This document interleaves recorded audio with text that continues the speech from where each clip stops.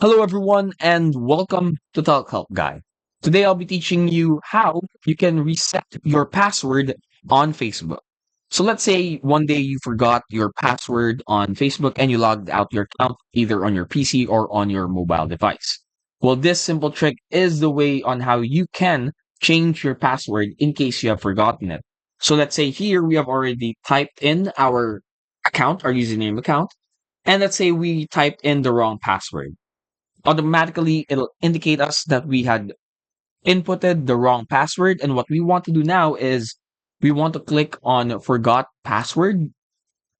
And then afterwards, it's going to ask us to either enter our password, the password that we forgot. But of course, we're going to click on try another way. Once you click that, it gives you three main options. You can either enter your password in case you remembered it. You can use your Google account to log in to your account, or you can send a code via email. The most common practice to do here is to send your password code via email. So let's do that. And then once that's finished, it will send a six digit code on your email account. So let's just go to our Gmail account and we should be receiving an email from Facebook regarding our new code to access our Facebook recovery account. So this is it. This is our new recovery. So let's just copy this and paste this here.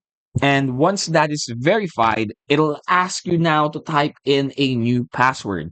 And once you have typed in your new password, automatically that will be set on as your new password for your account on any device, either on your computer or phone or tablet, whatever device you are using.